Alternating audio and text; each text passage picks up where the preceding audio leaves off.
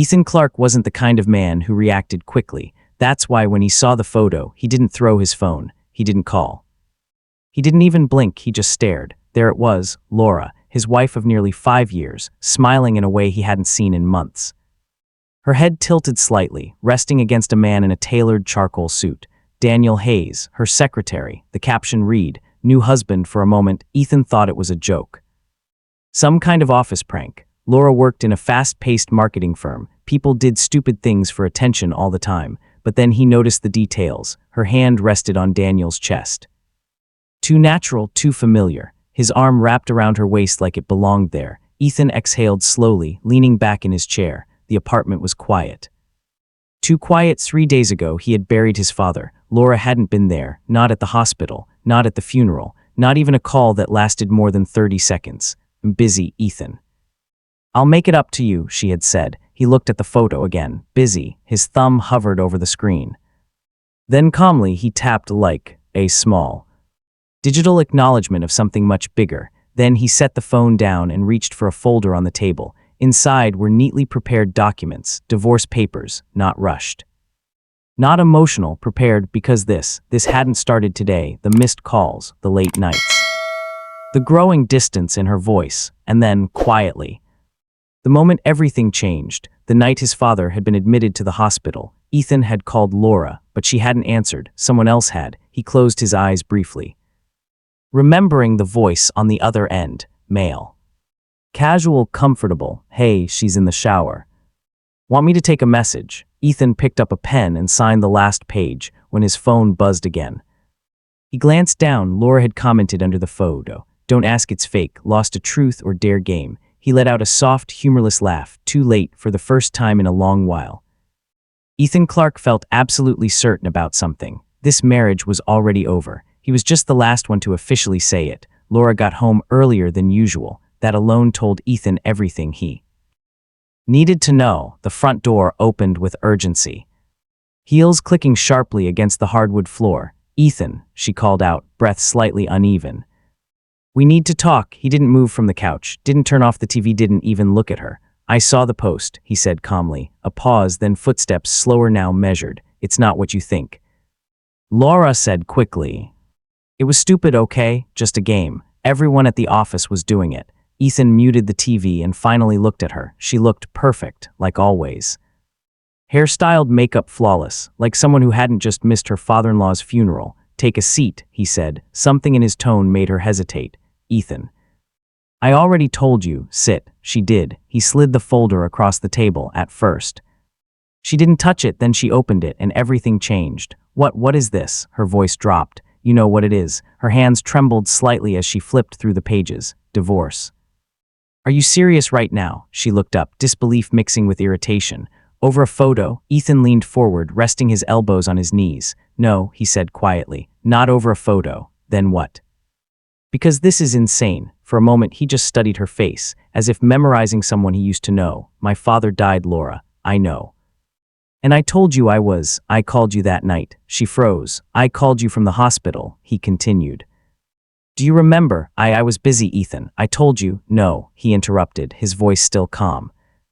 "You didn't answer." Silence filled the room. Then he added, "But someone else did." Her expression shifted, confusion, then something else, fear. Ethan leaned back, his gaze steady, male voice, relaxed.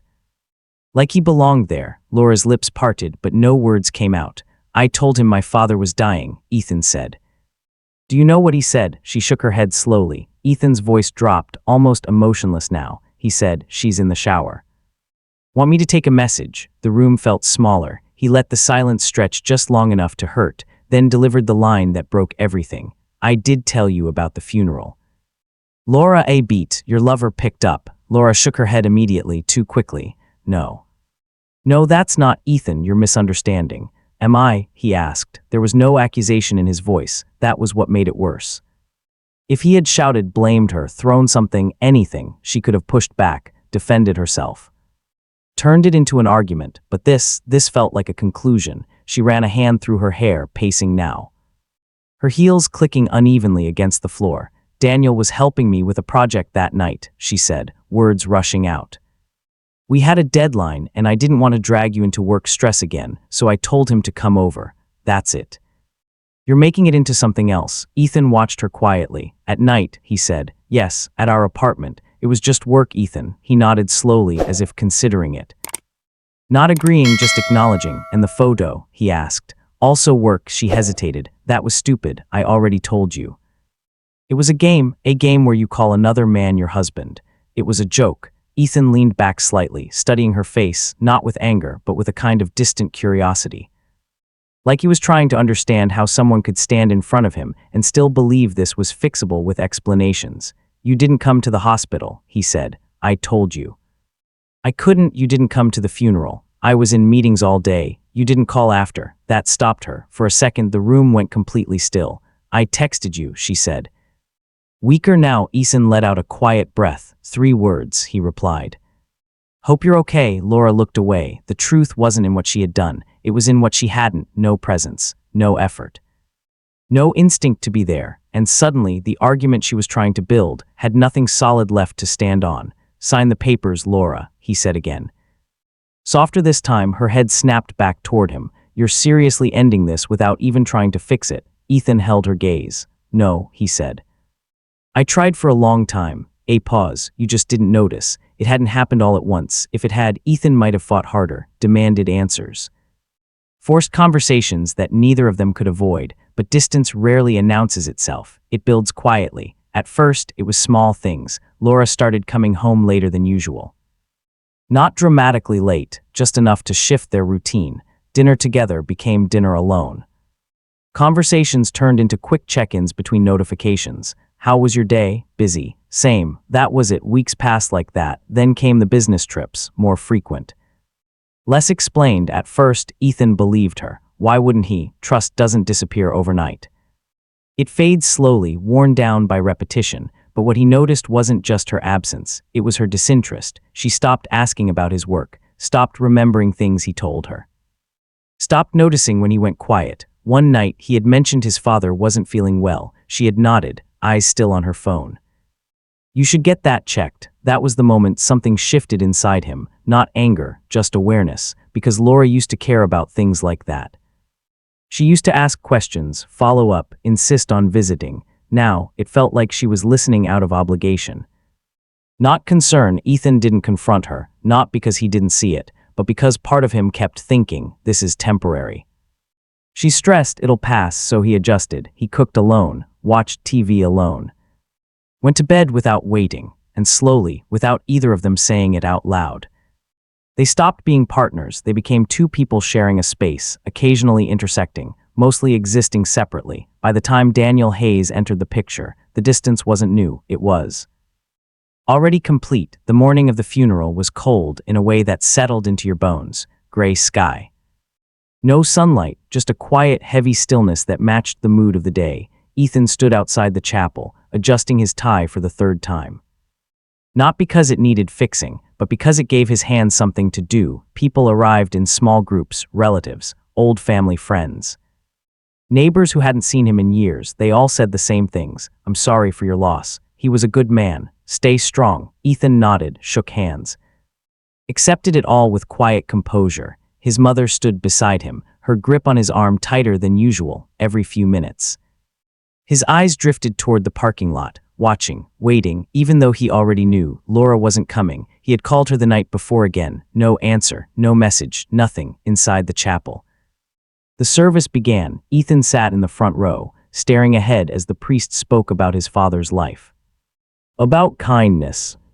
About family, words that should have felt comforting, but all Ethan could think about was absence, the empty seat beside him, the space where his wife should have been, not for appearances, but because this was the moment that mattered. When the service ended, people approached him again, offering support.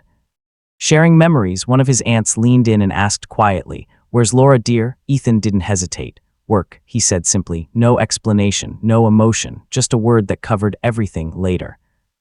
As the crowd began to thin, Ethan stood alone near the grave. The wind picked up slightly.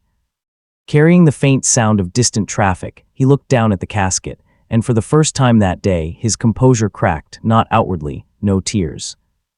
No breakdown, just a quiet realization settling deep inside him. He wasn't just losing his father, he had already lost his marriage, and the worst part, only one of those losses was unavoidable. I did cheat on you, Laura said again, this time. Her voice was quieter, less defensive, more uncertain. Ethan nodded once. Okay, she blinked, thrown off balance. Okay, she repeated. That's it. Yes, that doesn't make any sense, she said, frustration creeping back in. You're accusing me of something serious. And then you just what accept my answer. I'm not accusing you, Ethan replied calmly. Then why are we even having this conversation? He looked at her for a long moment before answering. Because whether you cheated or not doesn't change what happened. Laura frowned. It changes everything. No, he said. It doesn't, she let out a sharp breath, shaking her head. You're being unreasonable. Am I? He asked again, that same steady tone. Yes. You're acting like I abandoned you or something. Ethan didn't respond immediately. Instead, he leaned forward slightly, resting his hands together. When my father was dying, he said. You weren't there, I told you I had work. When he died, Ethan continued, you weren't there. Her jaw tightened. And when we buried him, he added. You still weren't there, silence. I texted you, she said again.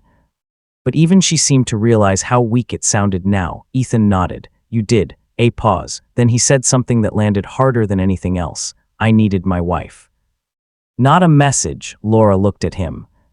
And for the first time since she walked in, she didn't have a response, because this wasn't about proving innocence anymore. It was about something much simpler, presence, and the undeniable fact that she hadn't been there when it mattered most. You're not even going to try to fix this, she asked finally. Her voice quieter now, Ethan held her gaze. I did, he said, a small pause. You just weren't there to see it. The papers sat between them, untouched, but no longer surprising. Laura stared at them like they might rearrange themselves into something less final if she waited long enough. 5 years, she said softly. You're really ready to walk away from that. Ethan stood up slowly, reaching for his coat draped over the chair. It wasn't just 5 years, he said. It was everything we built during that time. Exactly, she said quickly, standing as well. So how can you just throw it away? He paused, slipping one arm into his coat, then looked at her. I'm not throwing it away, he said. I'm accepting that it's already gone. She shook her head, stepping closer now. No, that's not true. We can fix this. People go through worse and stay together. Ethan almost smiled, almost. Staying isn't the same as fixing, he said. Laura's eyes softened slightly. Desperation beginning to replace frustration. Then tell me what you want me to do, she said. I'll fix it. I'll quit my job if I have to. I'll cut him off completely. Just don't do this. For a brief moment, something flickered in Ethan's expression, not doubt, memory, but it passed just as quickly. I don't need you to change now, he said quietly. Then what do you need? She asked. He looked at her really. Looked at her for what felt like the last time. I needed you then. The words landed softly, but they carried everything. Laura's eyes filled, her composure finally cracking. I didn't know it was this bad, she whispered. Ethan nodded once. I know. He walked toward the door, his step steady, unhurried. Ethan, she called out. Her voice breaking slightly, he stopped, but didn't turn around. I loved you, she said. A long pause followed, then he answered. Just as quietly, I know. He opened the door, and I loved you enough to notice when you stopped loving me. Another pause, but not enough to pretend I didn't. And with that, he stepped outside, closing the door behind him, not in anger, not in revenge, but in something far more difficult to reach, clarity.